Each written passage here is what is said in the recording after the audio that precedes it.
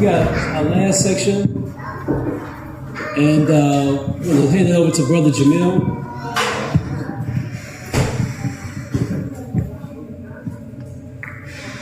Brother Jamil, when you came into Islam, you said it was 87? 86. So, what got you interested in Islam at that time, and where did you take your shahada? Assalamu alaikum. When I was in the 10th grade, one of my friends that was older in the neighborhood lived next door to my grandparents. He had been in the Navy, in the military, and he came back with Islam. In that North Memphis community, we had never heard of Islam. What year was that? That had to be about 1980. About 80. No one had ever heard of Islam. But Randy came back with tapes on Minister Farrakhan, Elijah Muhammad, Malcolm, and we would listen to the tapes.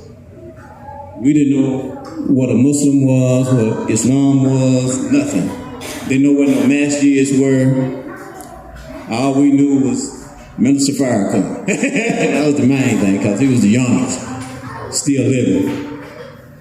But every time Minister Farrakhan would come, Randy would take us to go see Minister Farrakhan. So I had a chance to see Minister Farrakhan when I was in the 10th grade, and that changed my whole life. I had never heard a minister teach like that. Okay, as a young guy. I'd born and raised in the church. Okay, I'd been listening to preachers all my life. I had left the church because I was tired of them lying to me about a white man being God. So when I heard the Nation of Islam teaching that the white man was the devil, that got my attention. I didn't care what they believed. That was the truth. Because where we came from, white folks were discriminating and cutting up and hanging folks and cutting up. So we knew that the white man was evil. Okay. But the pastor wouldn't tell you that. The preacher wasn't saying that. In fact, we had a white Jesus in our church. And everybody was telling me he was the Son of God. And then some people would tell me he was God. So now I'm confused. I don't know what he is. He a white man, and white man is the devil. Okay, that's far as I know. But Randy introduced us to the Nation of Islam. And long story short, a friend of mine gave me a flyer. He had found out where the nation was meeting in Memphis. This is 1986 now. What was his location at that time? On Macklemore. Who was the minister at that time? The minister in 1986 was Minister Abdulaziz Muhammad. We didn't have a local minister then. He was the southern regional minister, teaching in Holly Springs and Little Rock and Memphis. So he was traveling from city to city. So we didn't have a local minister when I joined the Nation of Islam. So we was meeting at the Democratic Club on Macklemore. And me being a young man, seeing all these brothers and sisters, businessmen, businesswomen, upright, clean, not eating pork, not drinking, not smoking, not gambling. That blew my mind. I don't know about nobody else, but I had never seen that before. Okay. That attracted me. I still don't know what they believe. Okay. So you didn't know what? I didn't know what Islam was. Okay. So we coming in because we knew one thing, that the Muslims love black folk. We didn't know nothing else about religion or nothing God, nothing Farad. We didn't know nothing about that. All we knew is them brothers be suited down, okay, selling stuff, and they love black folk. Now you got me, sign me up. That's enough for me. So I didn't come to Islam for the religion, because I didn't know the religion, okay? Now, coming into the classes then in 86, Minister Farrakhan was teaching self-improvement. Self-improvement was the basis for community development, okay? Now, you got me again. Now, do we not need to be improved? And that improvement starts with you. Michael Jackson told us that, right? If you want to make a change, you got to look at the man in the mirror. You got to look at the sister in the mirror and make a change. Don't look at me. Look at you and make a change. Minister Farrakhan was teaching self-improvement, which was the basis for community development. Now you got me. Okay, you got me again. So, still ain't got this long. Minister Abdul Aziz he came from Christianity. He was a Christian preacher in Mississippi before he became a minister in the Nation of Islam. So he was more like a Muslim Christian. So when did Dr. Muhammad come in the picture? How did you meet him? It was about 6 months after I joined the nation. Minister Abdul Aziz Muhammad got killed in a car accident on Highway 78. The brother from Little Rock. Got killed on the highway. So after Minister Abdul Aziz died, Minister Farrakhan sent Dr. Muhammad to Memphis. Was he in Kentucky? Dr. Muhammad? Yeah. He was in Highland Park, Michigan. In Michigan. He had a community in Michigan at that time. So he left his community and came to Memphis. But Dr. Muhammad was born and raised in Memphis. Right. That's why he was a better fit than anybody else that Farrakhan had in his ranks to come to Memphis. Memphis is a special city. You got to be made out of something to come to Memphis. That's why we have to give thanks to Almighty God Allah for Sheikh Hamza. Sheikh Hamza Abdul Malik is a blessing to this community, the Muslim community, and the Memphis community. Don't take that for granted. To come to Memphis is special, because we tough in Memphis. Dr. Muhammad would say, this city don't have no pity. Minister Farrakhan called it the city of the dead, okay? This is why Dr. Martin Luther King got killed. They couldn't kill him nowhere else. They had to kill him in Memphis. Now this city got to be resurrected all over again. But in '86, when I joined the Nation of Islam, the brothers were selling books, tapes, fish, final calls. They was businessmen. I liked that. That got my attention. I always wanted to be a businessman. So after I joined the Nation of Islam and told my mother that she was watching me selling fish and papers and books and stuff, she brought me a briefcase. My mother supported, I'll never forget that. She brought me a briefcase. I cherished that briefcase. When I started working for Jadu, I had that briefcase. I don't know whether he even remembers. When I started selling for Jadu in 1987, I had my briefcase. So when I got the product from Jadu, I put them all in my briefcase. I'm in business now.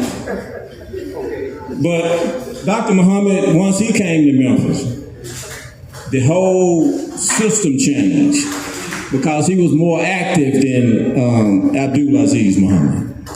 By him not living in Memphis, it wasn't too much he could do. You know, he traveled from city to city. So we didn't have no real activity in Memphis other than business, selling stuff, selling the product, pushing the product. That's how we were having meetings. So there wasn't no everyday activity going on in Memphis in '86 until Dr. Muhammad got here. So during that, so when he came, y'all was having Jumu'ah prayer? No, that was after he came. After he came, yes. After Dr. Muhammad came, first we had to find a mosque. We was meeting on, we had moved from the Democratic Club to the firehouse right there at Bellevue and Walker. We was meeting there when Doc got here. We had left Macklemore, moved up the street to the fire station, and we was having our Wednesday meetings, Friday meetings, Sunday meetings at the firehouse. Was that the same location where y'all were prior to 75, before 75? No. At the firehouse? No. Well, you said Macklemore, I was thinking the same, it was a different place, right? It was on Park. Macklemore was African-American neighborhood, but we didn't have nothing on Macklemore. Okay. We had a bakery club. He thought they had a bakery club on there. Okay. No. So y'all went from Macklemore? Little Balls was on Macklemore. Remember his record shop? Yes, he was. That's it. It was so much blackness in that neighborhood. Monon College was in that neighborhood. That it made you proud to be a Muslim. So where did they move the Airways? Airways was after Dr. Muhammad got here. We left the firehouse because we had outgrew it. It was too many people coming. It was too small. Doc was spitting fire. Okay. In fact, Dr. Muhammad's first meeting was on a Wednesday night. I was present. He started giving people shahada. He like Jado. He started giving people shahada the first day after the meeting. You want to take shahada? We didn't know what shahada was. What is shahada? And he was teaching us, La ilaha illallah, Muhammadan Rasulullah. You want to take your shahada? I didn't take mine the first day. But a lot of brothers and sisters was taking their shahada. Every meeting, Doc was giving people shahada and teaching on La ilaha illallah, Muhammadan Rasulullah in the Nation of Islam in 1987. Let's go back a little bit. Come on. So you mean to tell me it was the Nation of Islam. And the minister in that time in 1987. Yes. Dr. Tawfiq Kareem Muhammad. Yes. Was teaching La ilaha illallah.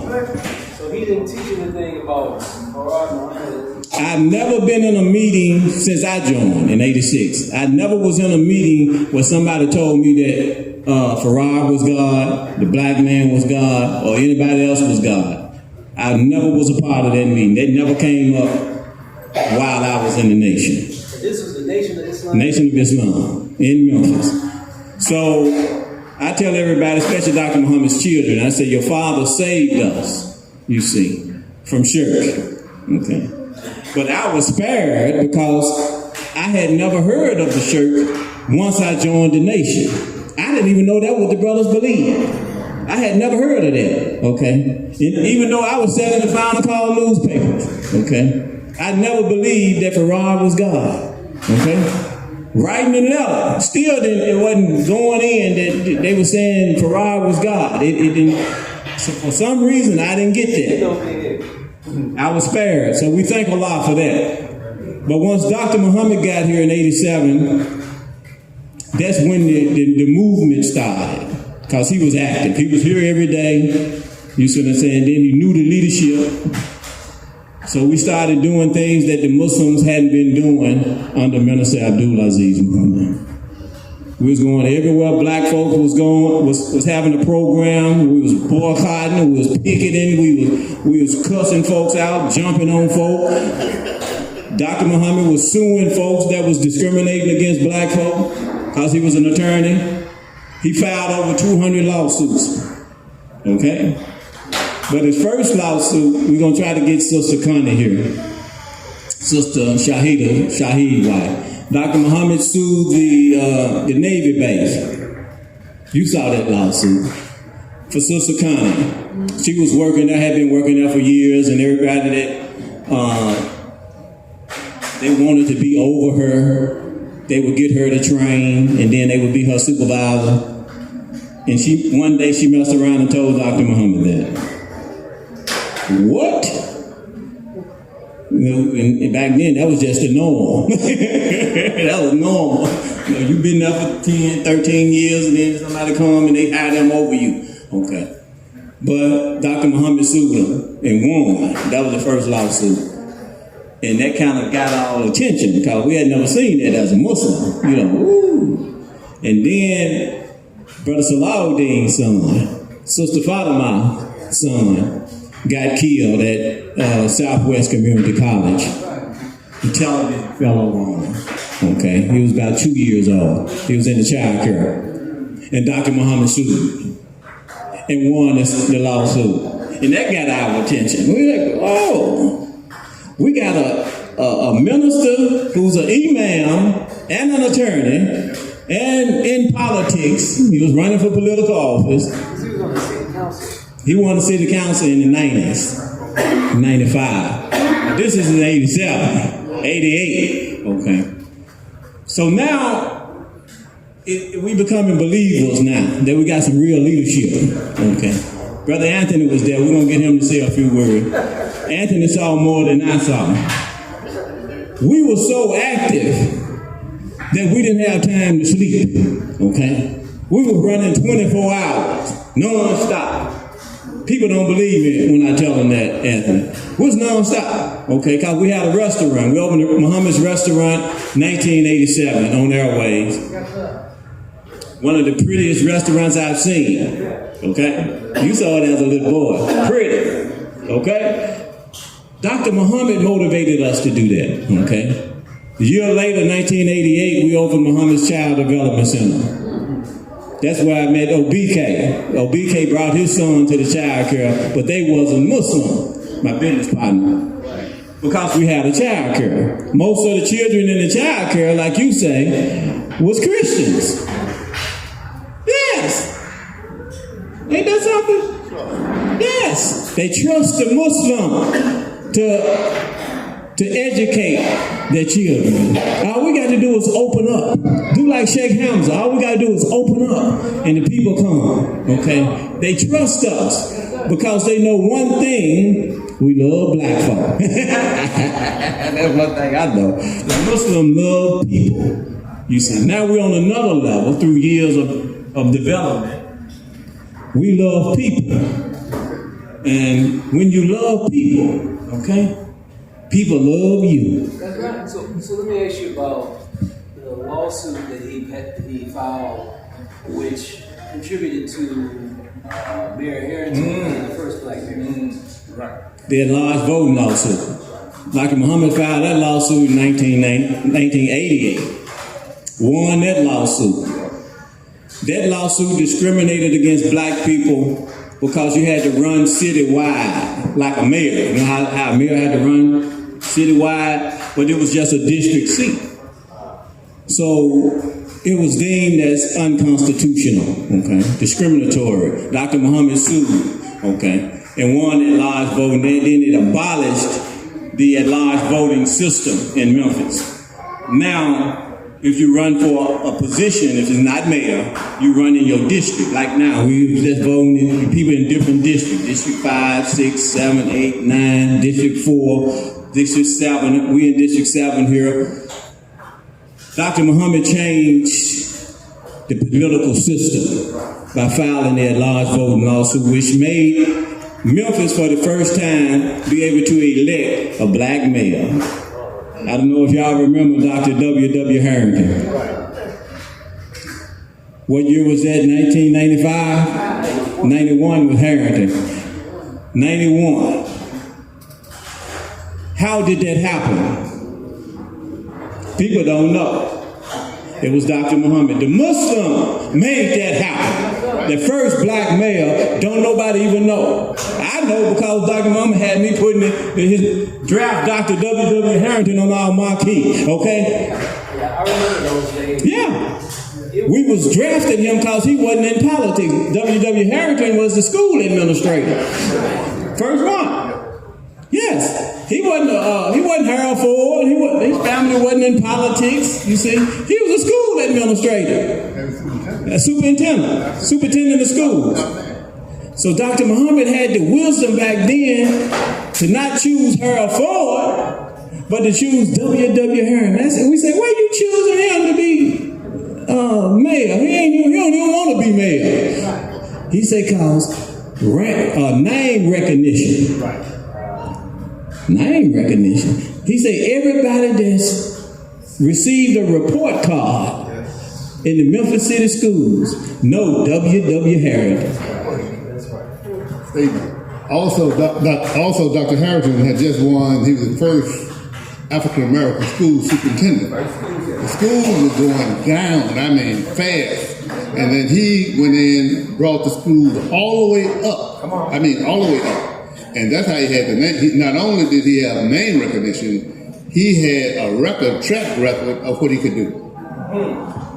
Dr. Muhammad knew him because they grew up together as children. They used to box together at the boxing club. So they knew each other personally. Dr. Muhammad, he was one of the invaders. Innovators, yes, back in the day. With Brother Jabril now. Alhamdulillah. But after the lawsuit was won. It abolished the large voting. Now we can hopefully get us a black mayor this time without the runoff. It abolished the runoff. Back then, if you didn't have, 49% of the vote, you have to do the runoff. And 50% of the vote, the two that had the most vote had to do a runoff. And it was known in Memphis that black folks don't get out the second time. So that's how we had all these white mayors all these years. Okay. Now Dr. Muhammad lawsuit come and abolish the runoff. So whoever wins. If it's one vote, you win. And then we got to go through the People's Convention, and we got to go through all of that. We can bring all that up. Dr. Muhammad was a part of that to make it happen. So it's been a lot of struggle going on in Memphis, but look who was at the root, the Muslim, okay? The black Muslim has made it easy for all of us to enjoy Islam in Memphis. You see? Yes. Yes, sir. Walaikum salam. I want to go back to something you said about Dr. Muhammad. You said we never talked about Quran. No. And so when he left, so he eventually ended up leaving the Nation of Islam.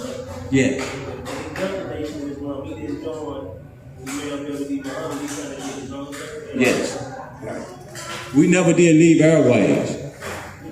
When Minister Farrakhan started the campaign to repurchase the mosque on Stony Island back in 88, 89, right in there, every temple, every mosque, every study group was commissioned to participate, to give money to Chicago.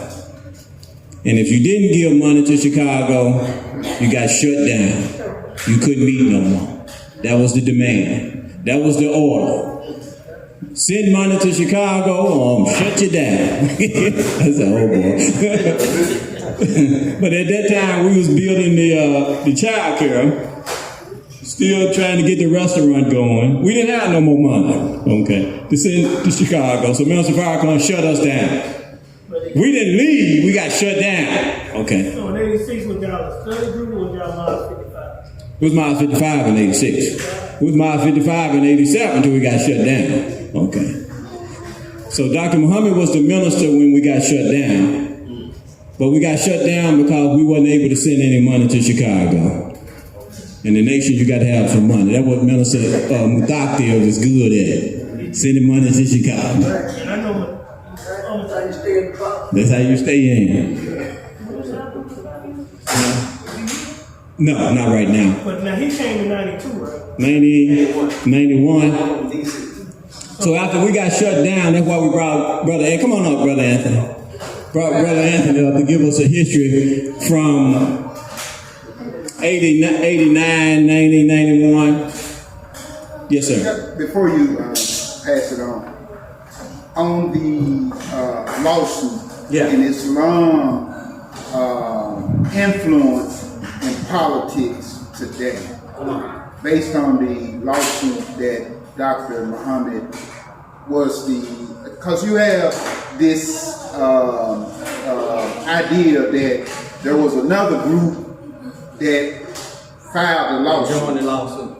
But this other group joined the lawsuit of Dr. Muhammad that he initially filed, and that it was President George Bush the Senior who sent in his Justice Department to also join the lawsuit. Come on.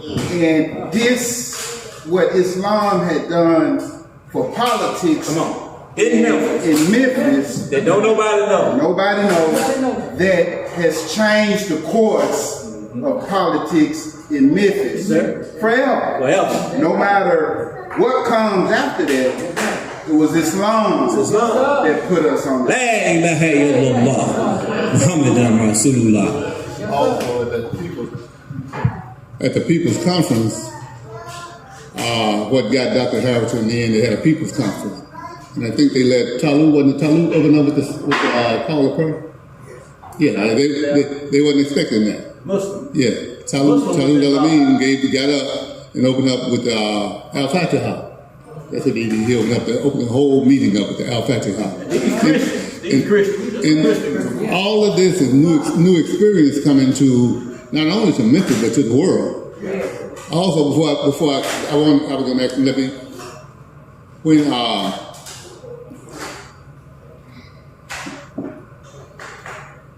Imam Wahid Muhammad, most people don't know this, they don't recognize it. A lot of people know it, but they don't recognize, like Jadu was saying about the Shahadatain.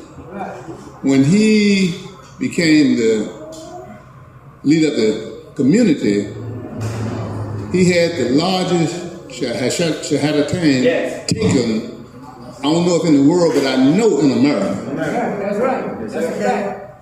That's a fact. In the world, I mean, the count go from 300,000. I've heard all the way up to so many million, and we don't know the number. But when you say volume on people who took and see things like this is what I was saying. Our mind stay in one way, but see when we do something great, a worldwide, resilient people doing things, you never hear about it. Not even from us. Think about that. Not even from us. We won't even admit it. So, when, like Mirage Academy right now, we don't hear about that. At the graduation, the brother said they're getting the children at kindergarten, and about 3 or 4 years old, they're going to be hoppers. Right.